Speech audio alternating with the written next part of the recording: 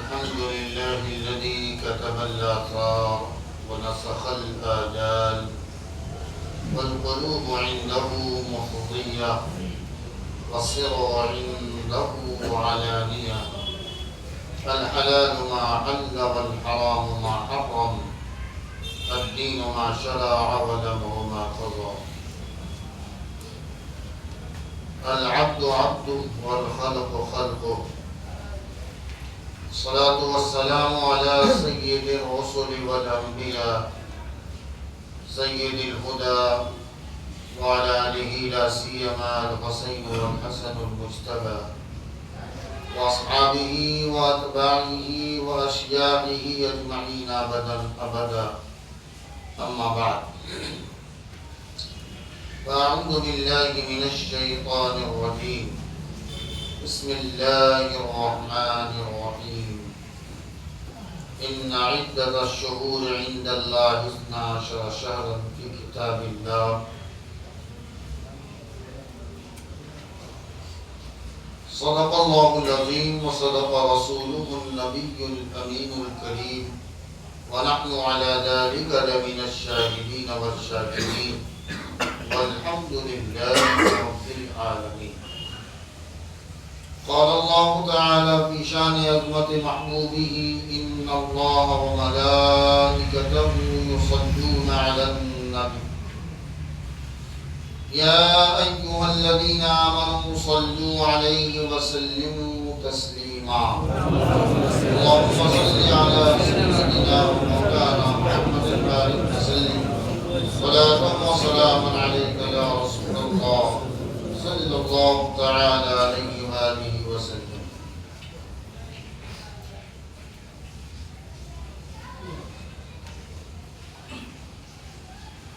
اللہ تبارک و تعالی کا شکر اور احسان ہے کہ اس نے اپنے تمام تر جود و نوال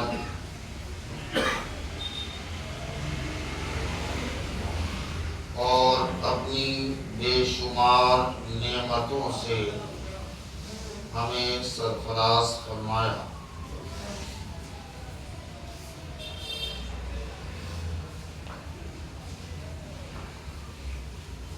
اللہ عز و جل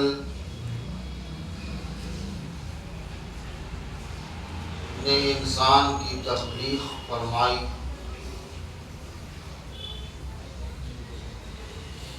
اور تمام مخلوقات کو انسان کے فائدے کے لیے انسان کی تخلیق سے قبل خلق فرمایا.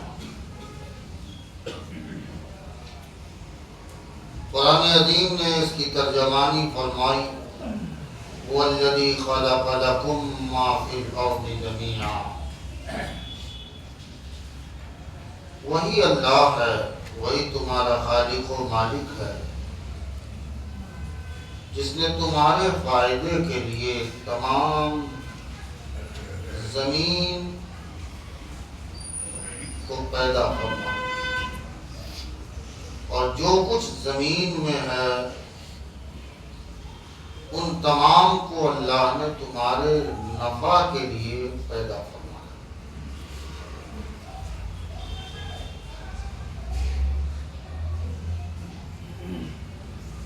اللہ عز و جل نے زمین و آسمان اور جو کچھ اس میں ہے ان تمام کو اللہ نے 6 دنوں میں پیدا فرمایا.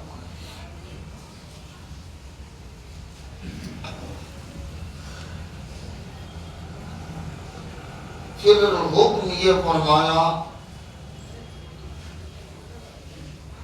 کہ ان دنوں کو ہم نے ایک ترتیب کے لحاظ سے مہینے بنائے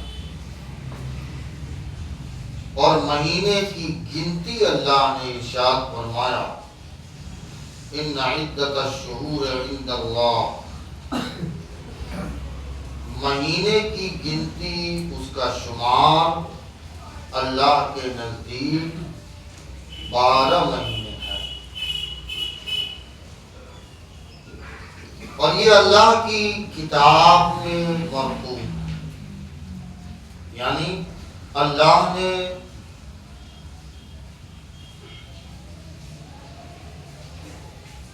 لوح محفوظ میں سال کے 12 مہینے مکتوب فرمائے۔ یہ کس دن سے ہے؟ یوم خلق السماوات والارض، یہ اس دن سے ہی 12 مہینے ہیں سال کے، جس دن سے آسمانوں اور زمین کو اللہ نے پیدا کیا۔ پھر فرمایا فیہا اربعۃ حرم، 12 مہینے اللہ نے بنائے، ان 12 مہینوں میں اللہ نے 4 مہینے کو محترم بنایا۔ حرمت والے مہینے اللہ نے فرمایا 4۔ ذالک الدین القیم، یہی سیدھا دین ہے۔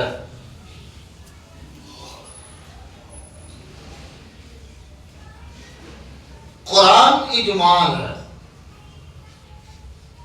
اور اس کی تفصیل حدیث رسول۔ یہاں قرآن عظیم نے فرمایا کہ 12 مہینے اللہ کے نزدیک ہیں، اور ان میں 4 مہینے محترم ہیں، حرمت والے ہیں، لیکن اس 4 مہینے کے نام قرآن میں نہیں ہیں۔ 4 مہینے حرمت والے ہیں، یہ اللہ نے فرمایا، اور وہ کون کون سے مہینے ہیں یہ آپ قرآن میں ڈھونڈیں گے تو قرآن میں نہیں ملے گا۔ اس لیے فقہاء نے، محدثین نے، ہمارے اسلاف نے عقیدے کی وضاحت فرمائی اور ارشاد فرمایا، جیسا کہ فقہ کے اصول میں اس بات کا ذکر ہے کہ اصول 4 ہمارے نزدیک حجت ہے۔ اسلام میں فقہا کے یہاں 4 اصول ہیں: کتاب اللہ، اللہ کی کتاب، سنت رسول اللہ، حضور کی سنت یعنی حدیث، اور اجماع امت۔ صحابہ کا کسی بات پر اجماع ہو گیا تو اب وہ اجماع ہمارے لیے حجت ہے، وہ قابل عمل ہے۔ اس میں بہت پہلے میں نے آپ کو وضاحت سے ساری بات سمجھایا تھا، اور انشاءاللہ ہلکا اشارہ کر کے آج میں یہاں سے نکلوں گا، کیونکہ آج کی گفتگو کا ماحصل کچھ اور ہے۔ اور چوتھی چیز ہے جو ہمارے لیے اصول میں سے ہے، وہ ہے وہ قیاس، جو قرآن و سنت کے اور اجماع کے مخالف نہ ہو، متصادم نہ ہو، قرآن و سنت اور اجماع امت کے موافق ہو، کیونکہ ہماری عقلیں، ہمارے علم محدود ہیں، اور ظاہر ہے جب وہ لمیٹڈ ہیں، محدود ہیں، تو قرآن تو غیر محدود ہے، ان لمیٹڈ ہے۔ ہر بر و بحر کا ذکر ہے، ہر خشک و تر کا ذکر ہے، ہر برگ و ثمر کا ذکر ہے، شمس و قمر کا ذکر ہے، کائنات کے ایک ایک ذرے کا ذکر قرآن عظیم میں ہے۔ لیکن ہماری معلومات اور ہمارے علوم کے دامن چونکہ تنگ ہیں، تو ممکن ہے کہ ہمارا علم، ہماری عقل، ہماری فہم، ہماری فراست وہاں تک نہ پہنچ سکے۔ ہمارے علم و فہم کی رسائی وہاں تک نہ ہو سکے. تو قاعدے میں اور اصول میں یہ بات مذکور ہے کہ قرآن کی وضاحت اگر ہمیں دیکھنی ہو تو دوسری صورت بھی ہے کہ قرآن کی توضیح قرآن میں بھی ہو سکتی ہے. ایک آیت دوسرے آیت کی تفسیر کرے گی. ایک آیت میں اجمال ہے تو دوسری آیت میں قرآن کی اس کی تفسیر ہوگی. اور اگر ایسا نہ ہو تو پھر قرآن کی تفسیر ہمیں حدیث مصطفیٰ میں دے گی. اور بغیر حدیث مصطفیٰ کے قرآن کو سمجھنا محال ہے. بغیر نبی کی سیرت طیبہ کے قرآن فہمی کا ادراک پانا یہ ناممکن ہے. آپ کہیں گے کہ صرف ناممکن ہے یا اور کچھ ہے؟ تو متکلمین نے تو یہاں تک ذکر فرمایا کہ اگر کوئی بندہ کہے کہ ہم صرف قرآن کو مانیں گے اور حدیث کو نہیں مانیں گے تو متکلمین کے یہاں علماء عقائد کے یہاں ایسا بندہ کافر ہو جائے گا. کیونکہ حدیث رسول کا انکار لازم آئے گا اور جہاں حدیث رسول کا انکار لازم آئے وہ اسلام سے خارج ہو جائے گا. تو تھوڑی دیر کے لیے اگر اجماع امت کا کوئی مخالف ہو یا انکار کرنے والا ہو، چوتھا اصول قیاس کا بھی اگر وہ مخالف ہو تو گمراہ ہو سکتا ہے، لیکن اسے اسلام سے خارج نہیں کہہ سکتے. مگر اگر وہ حدیث کا انکار کرے کہ نہیں ہم تو صرف قرآن کو مانیں گے اور حدیث کو نہیں مانیں گے تو پھر وہ انسان اسلام سے خارج ہوگا. یہ وضاحت میں نے اس لیے ضروری سمجھا کہ پچھلے ہفتے کلیم الاولیاء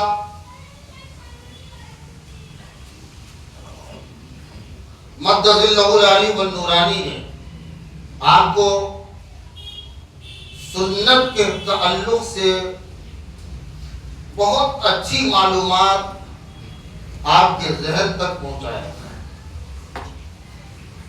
اور اس پر یہ وضاحت اس دن ہی کرنا تھا، مگر اس دن مجھے حضرت ہی کے شجرے کے تعلق سے کچھ باتیں آپ کو ذکر کرنی تھی اور چونکہ وقت سے پہلے ہی حضرت کا خطاب ختم ہو گیا تو اس لیے میں کھڑا ہو کے میں نے مناسب سمجھا کہ ان کے شجرے ہی کے تعلق سے کچھ گفتگو کر لی جائے.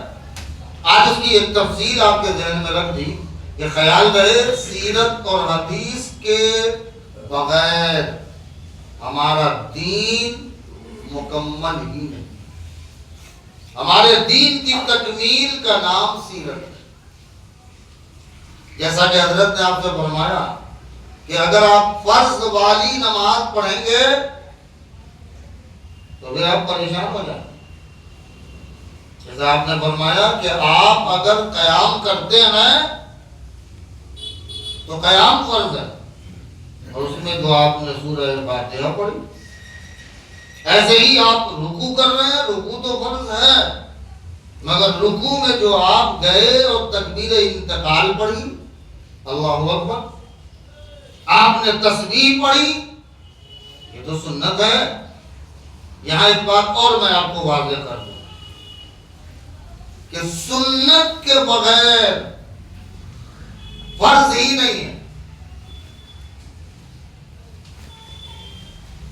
قیام فرض ہے، رکوع فرض ہے، قرات فرض ہے، سجدہ فرض ہے اور قرآن نے کہا قیام کرو. اور وہ جھگڑا چھوڑ دیں کہ بھائی قیام کرو تو ہاتھ کہاں باندھے، لیکن قرآن نے کہا قیام کرو. اس قیام کو کر کے کس نے بتایا؟ قرآن نے کہا رکوع کرو قرات کرو تو قرات فرض تو ہے، مگر اس قرات کو پڑھ کے تلاوت کر کے کس نے بتایا تھا؟ قرآن نے کہا نماز میں رکوع فرض ہے، تو رکوع فرض ہے نا، تو قرآن اور لغت کے اعتبار سے تو رکوع مطلق الانحناء کو کہتے ہیں، یعنی مطلق کوئی تھوڑا سا جھک بھی گیا تو اس کو بھی رکوع کہیں گے۔ تو یہ رکوع کیسے کیا جائے، اس کی پیٹھ کیسی سیدھی ہو، بندہ رکوع میں جائے تو اس کا ہاتھ کہاں ہو، یہ رکوع کر کے کس نے بتایا؟ بندہ سجدہ کرنا فرض ہے، مگر سجدے کا طریقہ کیا ہوگا؟ کتنی ہڈیوں پہ سجدے کیے جائیں گے؟ ہم سجدے میں جائیں گے تو پہلے ناک زمین پہ لگے کہ پیشانی لگے، یہ طریقہ کس نے بتایا تھا؟ تو اگر آپ فرض ادا کر رہے ہیں اور یہ سمجھ رہے ہیں کہ میں فرض والی نماز ادا کروں گا، تو خیال رہے ہر فرض میں نبی کی سنت موجود ہے، کیونکہ بغیر نبی کی سنت کے فرض ہی ادا نہیں ہو سکتا۔ وہ طریقہ کس نے بتایا؟ یہ طریقہ پڑھ کے کس نے بتایا تھا؟ اسی لیے پیغمبر نے ارشاد فرمایا صلوا کما رأیتمونی۔ آگے آپ علماء سے پوچھیں گے تو اللہ تعالی نے جبریل علیہ السلام کو بھیجا، اور جبریل علیہ السلام سے اللہ نے فرمایا، حکم دیا کہ میرے محبوب کو نماز پڑھ کے دکھاؤ، میرے محبوب کو نماز پڑھ کے دکھاؤ۔ تو جبریل نے نماز پڑھ کے دکھائی، دیکھنے والے کون تھے؟ بولیے، حضور دیکھ رہے تھے، آپ جبریل کو تو نہیں دیکھ رہے ہیں، فرشتے کو تو آپ نہیں دیکھ رہے ہیں نا۔ تو جبریل نے نماز پڑھ کے بتایا اور رسول نے دیکھا، تو حضور کو یہ کہنا تھا کہ میری امت کے لوگوں، جیسے جبریل نے پڑھی ویسی نماز تم پڑھو، مگر پیغمبر نے یہ نہیں کہا کہ جبریل نے جیسی نماز پڑھ کے بتائی ہے ویسی پڑھو، نہیں کہا صلو کما رأیتمونی، سنو مجھے جیسے دیکھ رہے ہو نماز ویسے پڑھو۔ کیوں؟ دو وجہ، ایک تو یہ کہ جبریل کو تم نہیں دیکھ سکتے، جبریل کو میں نے دیکھا ہے، تو تم دیکھتے نہیں ہو تو بھلا جبریل جیسی نماز تو مشکل ہے۔ رہی بات کہ جبریل جیسی ہی نماز تو میں بھی پڑھ رہا ہوں نا، لیکن نہیں، میرے کو دیکھو، میں جیسے نماز پڑھ رہا ہوں ویسے نماز پڑھو۔ کیوں؟ کہ جبریل کا طریقہ یہ عبادت نہیں ہے، شریعت میں میری سنت اور میرے طریقے کا نام عبادت ہے، عبادت میری سنت کا نام ہے، عبادت میرے طریقے کا نام ہے، اس لیے مجھے جیسے دیکھتے ہو ویسے نماز پڑھنا۔ اور اگر اس طریقے سے الگ کوئی نماز تم نے شروع کی جو میری سنت سے الگ ہو تو خیال رہے وہ عبادت نہیں ہے، وہ عبادت ہو ہی نہیں سکتی جو میری سنت سے الگ ہو کر کوئی کیا جائے۔ یاد رہے سنت ہی کا نام، طریقہ مصطفیٰ ہی کا نام عبادت ہے۔ اسی لیے اللہ تعالی نے ہمیں حکم دیا اور ارشاد ہوا، قرآن عظیم نے فرمایا کہ میرے پیغمبر کی، رسول اللہ کی زندگی تمہارے لیے نمونہ عمل ہے، بہتر نمونہ رسول اللہ کی زندگی۔ اور خیال رہے جمہور علماء کا اتفاق ہے کہ ہر چھوٹے بڑے گناہوں سے پیغمبر معصوم ہوتے ہیں، ہر چھوٹے بڑے گناہوں سے پیغمبر پاک اور صاف ہوتے ہیں۔ اور خیال یہ بھی رہے کہ جمہور کا اتفاق اس بات پر بھی ہے کہ بعثت سے پہلے بھی نبی پاک ہوتے ہیں اور بعثت کے بعد بھی نبی پاک ہوتے ہیں۔ بعثت شاید آپ کو بھاری پڑا ہے۔ حضور نے یا کسی پیغمبر نے جب اپنے رسول ہونے کا اعلان کیا کہ میں اللہ کا پیغمبر ہوں، تم پر میری اتباع فرض ہے، یاد رہے اس سے پہلے بھی نبی ہر چھوٹے بڑے گناہوں سے پاک ہوتے ہیں اور اس کے بعد تو پاک ہی ہوتے ہیں۔ اس کو دیکھیں آپ، قرآن نے کہا تمہارے لیے رسول اللہ کی زندگی بہتر نمونہ۔ قرآن کا طرز دیکھیے کتنا نرالا۔ یہ تو طے ہے کہ بعثت سے پہلے بھی نبی ہر گناہوں سے پاک ہوتے ہیں، چاہے چھوٹے ہوں یا بڑے ہوں۔ بعثت کے بعد بھی نبی پاک ہوتے ہیں، یہ تو کلیئر ہے۔ مگر قرآن نے جب یہ مطالبہ کیا کہ تمہیں کس کی زندگی کو بہتر نمونہ بنانا ہے، تو قرآن نے کہا لَقَدْ كَانَ لَكُمْ فِي رَسُولِ اللَّهِ أُسْوَةٌ حَسَنَةٌ۔ یہاں یہ جو کلمہ ہے اس کلمے پہ ذرا غور کیجیے۔ لَقَدْ كَانَ لَكُمْ فِي رَسُولِ اللَّهِ أُسْوَةٌ حَسَنَةٌ، تمہارے لیے یقینی طور پر رسول اللہ کی زندگی بہتر نمونہ، رسول اللہ کی زندگی بہتر نمونہ۔ ایک تفصیل یہ یہاں کی گئی ہے کہ قرآن نے یہ نہیں کہا کہ محمد کی زندگی بہتر نمونہ ہے۔ قرآن نے یہ بھی نہیں کہا کہ اللہ کے نبی کی زندگی، نبی اللہ بہتر نمونہ ہے۔ قرآن نے یہ کہا رسول اللہ۔ کیا کہا؟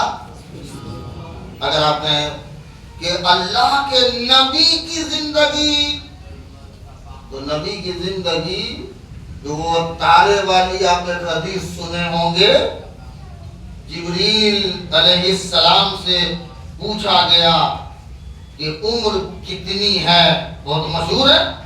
اگر آپ یہ دیکھیں کہ یہاں اگر یہ کہا جاتا اللہ کے نبی کی زندگی، تو پیغمبر تو فرماتے ہیں کنت نبیا و آدم بین الماء والطین، کنت نبیا و آدم بین الروح والجسد۔ جب روح اور جسم کے درمیان آدم تھے تب بھی میں نبی تھا۔ جب آدم آب و گل کی منزل طے کر رہے تھے تب بھی میں نبی تھا۔ اس زندگی کو بہتر نمونہ نہیں کہا۔ پیغمبر پیدا ہوئے، دادا نے نام رکھا کہ میں اپنے اس پوتے کا نام رکھتا ہوں محمد صلی اللہ علیہ وسلم، کیونکہ آسمان پہ آپ کا نام احمد، جو حضرت عیسیٰ علیہ السلام کے لیے اللہ نے ذکر فرمایا من بعد اسمہ احمد۔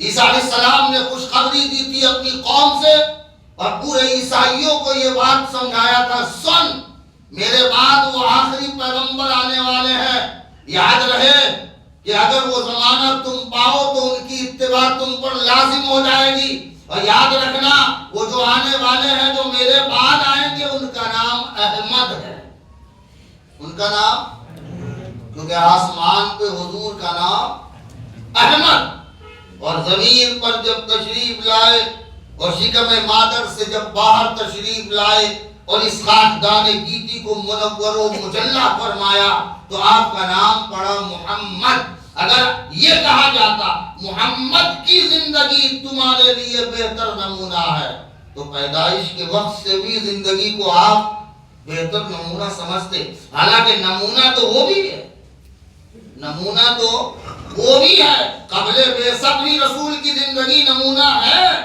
اور کہا گیا لقد کان لکم فی رسول اللہ۔ یاد رہے منصب رسالت اعلان نبوت کے بعد ملتا ہے، منصب رسالت اللہ کی وحی آنے کے بعد ملتا ہے، اور 40 سال کے بعد رسول اللہ پر غار میں اللہ کی وحی شروع ہوئی، اور اللہ نے کہا اقرا بسم ربک الذی خلق، اے پیغمبر اب تمہیں منصب رسالت سے سرفراز کیا جاتا ہے، خیال رہے آج سے 23 سالہ زندگی آپ کی ہماری خاص نگہبانی میں ہوگی، خاص حفاظت میں رہے گی، فرشتوں کے جھرمٹ خاص طور پر آپ کے آگے پیچھے رہیں گے۔ یہ وہ اس لیے نگہبانی ہو رہی ہے کہ پوری نسل انسانیت کے لیے اسے نمونہ بنانا ہے، بہتر نمونہ بنانا ہے۔ اس لیے اللہ نے فرمایا لقد کان لکم فی رسول اللہ اسوۃ حسنہ، رسول اللہ کی زندگی تمہارے لیے بہتر نمونہ۔ حضور علیہ السلام کی زندگی صرف امت اجابت ہی کے لیے نہیں، امت دعوت کے لیے بھی بہتر نمونہ ہے۔ حضور کی امت میں صرف ہم ہی نہیں ہے جو جمعہ پڑھ رہے آتے ہیں، حضور کی امت میں صرف ہم ہی نہیں ہے کہ جو کہتے ہیں لا الہ الا اللہ محمد رسول اللہ صلی اللہ علیہ وسلم۔ حضور کی امت میں ہر انسان ہے، حضور کی امت میں ہر مخلوق ہے، حضور کی امت کائنات کی ہر تخلیق، جس کو آپ کہہ سکتے ہیں کہ اس کا خالق اللہ ہے، ان تمام چیزوں کا پیغمبر محمد رسول اللہ ہے۔ تو کائنات میں اللہ کی خالقیت ہے جو عام ہے، اور اس کائنات میں ایک رسالت ہے جو رسول اللہ کی عام ہے۔ حضور کی رسالت عامہ تمام کے لیے ہے، اور حضور سب کے لیے رسول بن کر تشریف لائے۔ کائنات کے ہر ذرے ذرے کے رسول ہیں ہمارے پیغمبر، اور ہر ذرے ذرے پر لازم ہے کہ رسول کی اتباع کرے، رسول کی پیروی کرے، اور ہر ذرے ذرے تک ان کا پیغام ہم پر لازم ہے کہ ہم پہنچائیں۔ ہم تو خود نہیں پہنچا رہے اپنے آپ کو، تو ہر ایک تک کہاں پہنچانے؟ یہی وہ سنت تھی جس سنت پر عمل پیرا صحابہ ہوئے۔ یاد رہے یہ وہ سنت ہے جس سنت پر صحابہ عمل پیرا ہوئے، اور حضور نے آخری خطبہ دیا، اور حجۃ الوداع کے آخری خطبے میں پیغمبر نے جب یہ کہا الیوم اکملت لکم دینکم واتممت علیکم نعمتی وَرَضِيتُ لَكُمُ الْإِسْلَامَ دِينًا، اے لوگوں سنو، آج مجھ پہ وحی آئی ہے، اور وحی یہ آئی کہ اللہ نے فرمایا الْيَوْمَ أَكْمَلْتُ لَكُمْ دِينَكُمْ، آج میں نے تمہارا دین مکمل کر دیا، وَأَتْمَمْتُ عَلَيْكُمْ نِعْمَتِي، میں نے اپنی نعمت تم پر تمام کر دی، اپنی نعمت تم پر کمپلیٹ کر دی، وَرَضِيتُ لَكُمُ الْإِسْلَامَ دِينًا، تمہارے دین اسلام سے میں خدا ہو کر راضی ہو گیا ہوں، دین اسلام سے میری رضامندی کا اظہار ہے، میں راضی ہو گیا ہوں۔ آپ پڑھیں، سیرت کی کتابیں پڑھیں، پیغمبر صلی اللہ علیہ وآلہ وسلم تقریباً 1.25 لاکھ صحابہ کو خطبہ دے رہے ہیں، 1.25 لاکھ صحابہ جن کو رسول اللہ خطبہ دے رہے تھے، اور اس خطبے میں جہاں فرائض کا حکم پیغمبر نے ارشاد فرمایا، وہیں پیغمبر نے ایک دوسرے کے حقوق اور حقوق العباد سے متعلق بہت سخت باتیں فرمائی، اور یہ وہ خطبہ تھا جس خطبے میں رسول نے تاکید کی عورتوں کے حقوق کی ادائیگی کی۔ جب آپ یہ خطبہ پڑھیں گے تو آپ کو بڑا تعجب ہوگا کہ ایسا لگتا ہے کہ اس خطبے میں رسول اللہ نے پورا سمندر ایک کوزے میں سمو دیا ہے۔ اگر کوئی چاہے تو اس خطبہ حجۃ الوداع کو پڑھ کے اپنا دین مکمل کر سکتا ہے، اپنے دین کی تکمیل کر سکتا ہے۔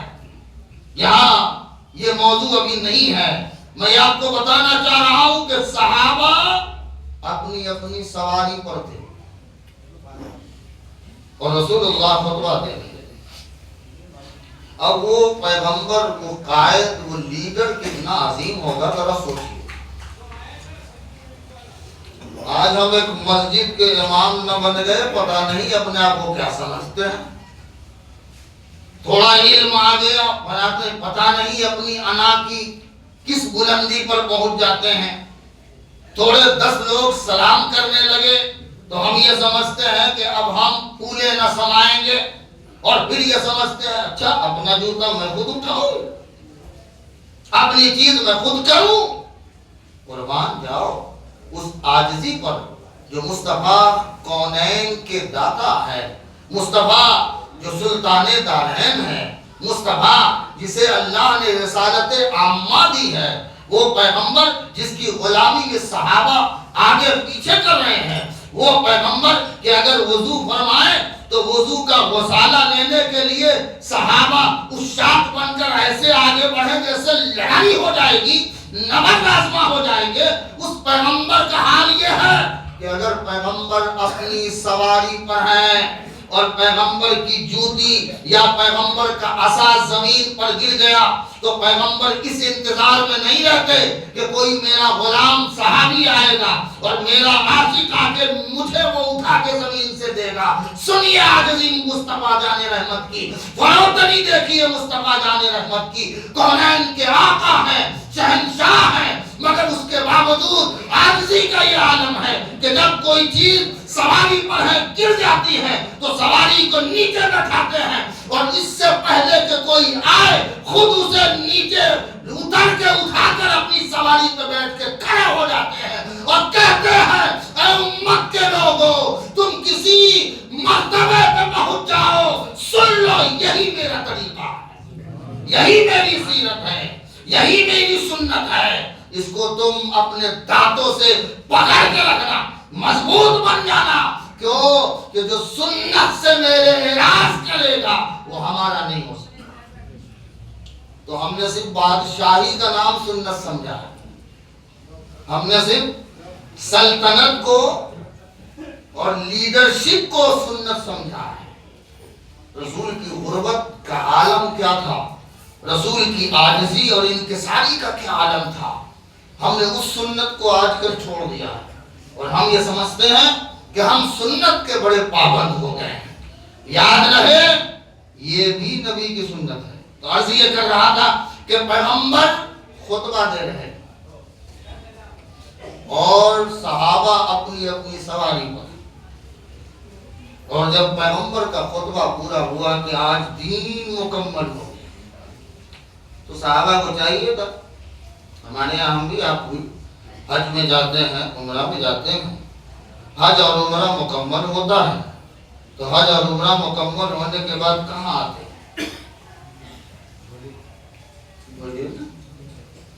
بھائی حج یا عمرہ پورا ہوگا تو کہاں آؤ گے؟ واپس گھر ہی آتے ہیں۔ اس قربانی کو آپ صبح قیامت تک نہیں بھلا سکتے کہ صحابہ کی قربانی اللہ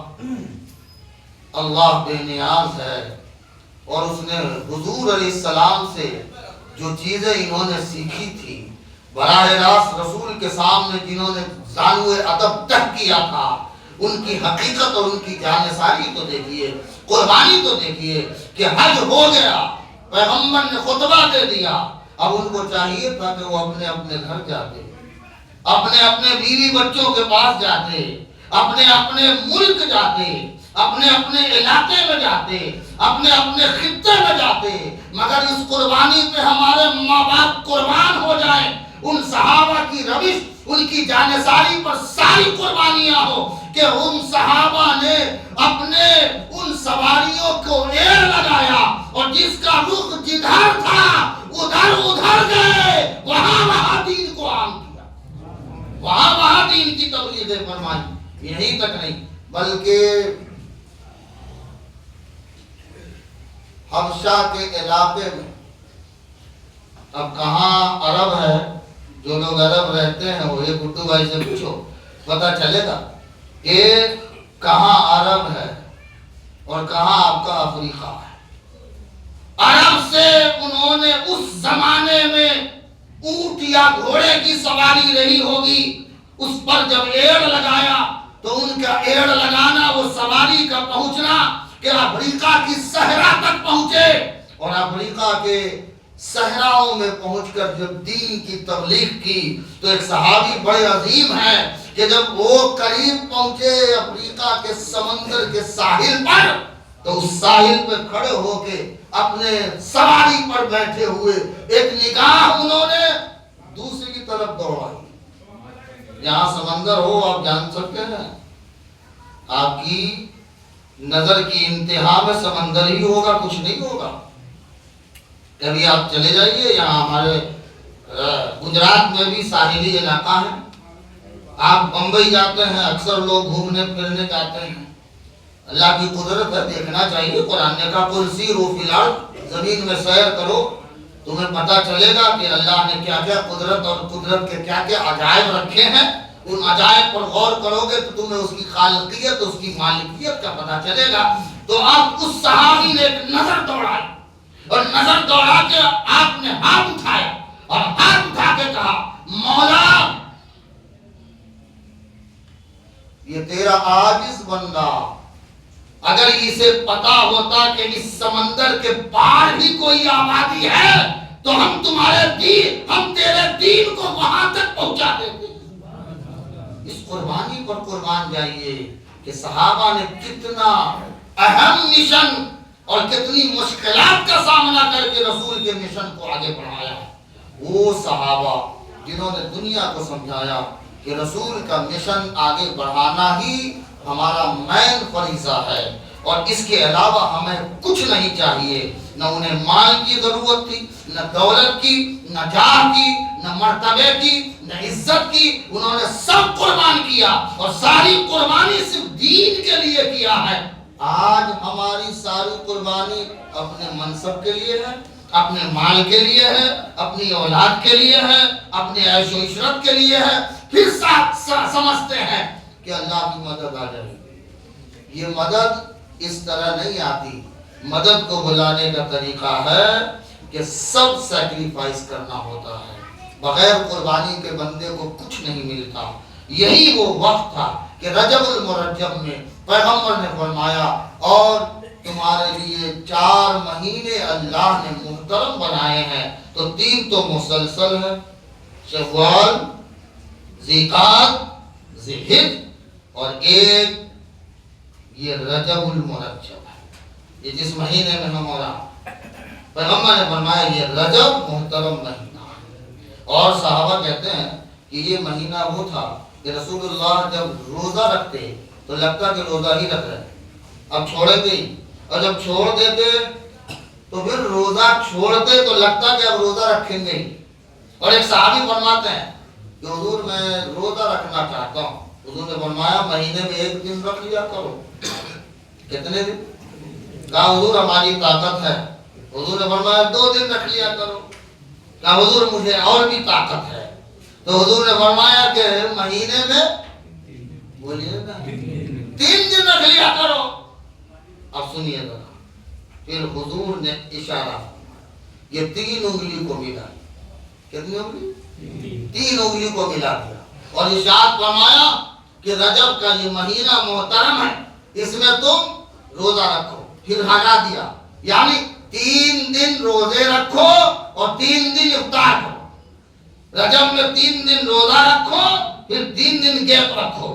پیغمبر نے ہمیں کتنا حکم صاف ستھرا دیا، اور ارشاد کا مقصد یہ تھا کہ یہ تمہارے لیے رمضان المبارک کی تیاری کے دن ہے۔ کس کے دن؟ اور شعبان جو آ رہا ہے، خیر اس میں تو حضور علیہ السلام نے روزہ ہی رکھا ہے، مگر وہ سب کے لیے نہیں، لیکن اس میں ایک حکم اور بھی ہے، وہ شاید وہ وقت آئے گا تو انشاءاللہ میں پیش کروں گا۔ اور اس مبارک مہینے کو منسوب حضرت امام جعفر صادق سے بھی کیا جاتا ہے. تو انشاءاللہ وہ وقت آئے گا تو اگلے جمعہ ہم آپ سے پیش کریں گے. اللہ سے دعا کریں اللہ ہمارے پیغمبر صلی اللہ علیہ وسلم کی سیرت طیبہ پہ عمل کی توفیق دے. آمین بجاہ سید المرسلین.